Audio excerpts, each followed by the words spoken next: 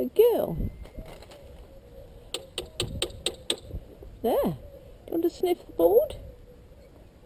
You can. Yes, well, I don't know about that. Now I'm just going to come round and do those tree branches again, because she might very well be a lot better the second time. And we can practice going down here in a straight line. Good girl.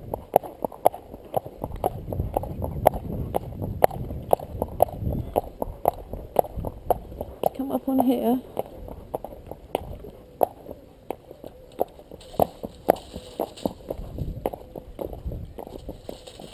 There, good girl. It's all right. Now what I do is I show her the stick, and what she does then, she satisfies herself that the stick isn't going to hit her, and also that it's the stick, the same thing that comes to her nose, is making a noise on the branches. Good girl. And just show her. There, good girl. There, good girl. There, very good. Right, you're walking on. Walk on. Yes, good girl. Yes, it's a stick. Yes, it's fine. Right, walk on. Good girl. Yes. There. Ah, good girl. There. Yes, it's a stick. It's absolutely fine. Absolutely fine. Such a dear little girl, aren't you? Now let's come round and we're going to try it on the other side. Whoops. There.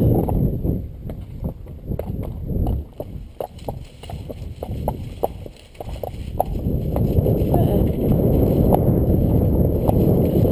Good girl. Well, she's definitely better than the last. That's what I mean. This is the type of horse she is. She's a really quick learner, and she can't wait to sort of just let go of it all. There. There. Good girl. There. Very good. There, good girl. I'm walking on. Yeah, so it's so much better. Like, just the second time of walking up and down there. Now, what we're going to do now is we're going to walk on the pavement over here,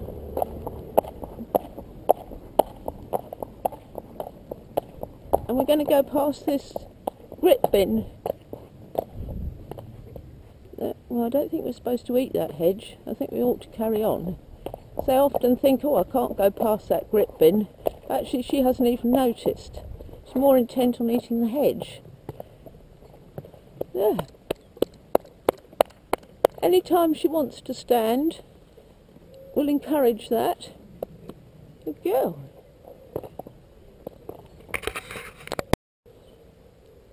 Yes, a very good girl, aren't you? Yes. Right, shall we wander back? Right. Well, we've met a lorry and she seemed fine. Now here's a cat. You'd be surprised the number of horses that don't like cats. I think cats must have a special energy that horses notice and to begin with don't seem to like, although in the end they're fine. There. There. Good girl.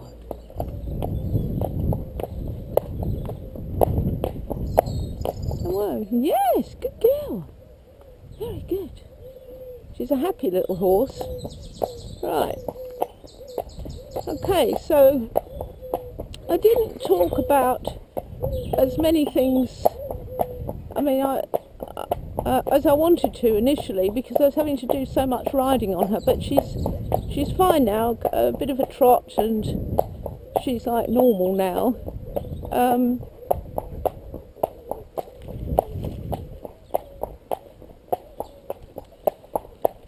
So what I might do is talk about the things that I was going to talk about.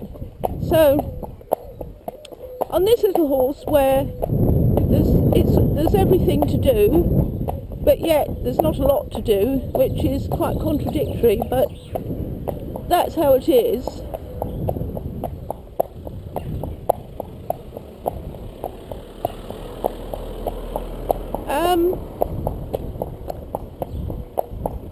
The thing is, one can have an expectation of what a horse should be doing because it's a certain age, so it should have reached a certain milestone. But in actual fact, with horses, you know, they can be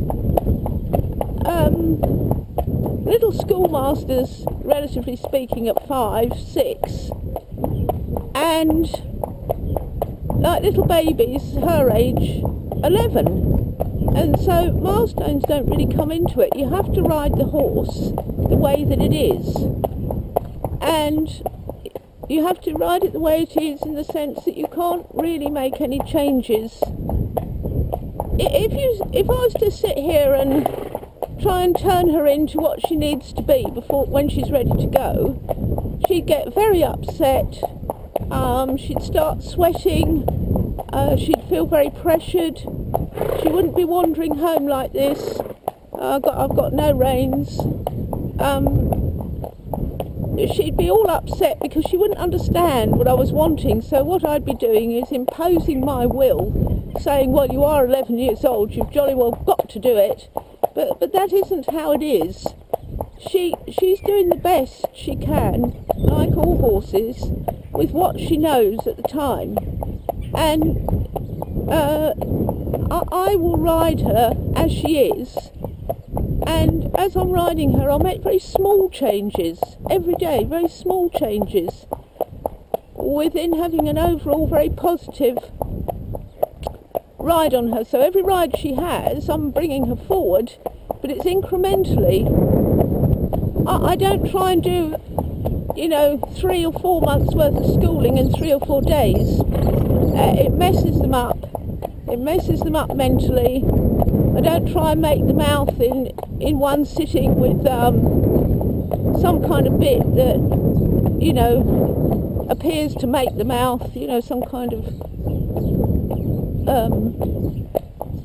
strong bit that will, stop her dead in her tracks. I mean, that isn't the way to go. That isn't nice for the horse. They never go their best, and really it only instills fear in them, and they're fear animals anyway, so we want to be bringing the fear out of them, not creating and adding to that fear that's already present. So I'm riding her the way she is, and she's not always straight, she is wiggly, but if I focused on getting her straight, in the early days,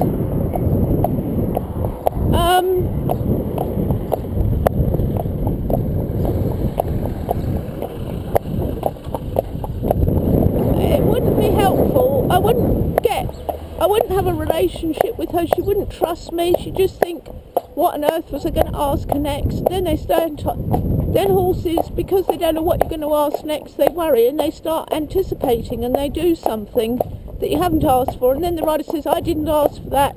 Then they get on their case for that, and then the horse just feels helpless. Like, we want to bring these horses on side and get them to realise it's their idea and they have a choice.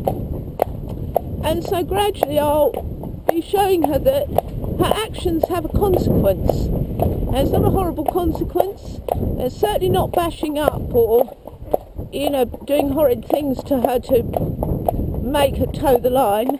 But she'll have a consequence. So if she doesn't stand when I ask her, at least for, a few seconds, a reasonable amount of time, not today because it's not the right day and she doesn't know me well enough, but it will, in the days ahead, not standing will have a consequence. And so, people that follow what we do know that we're very big on parking and standing. It's basic manners and shows the strength of the relationship and the standard of education. But we don't do that in one day, 1 week or 1 month. You build it up over time. And so in the end it's their choice to stand, because I've asked for it. And if the horse doesn't, and of course you do have to take into account the weather, the location, you know, whether there's other horses that won't stand.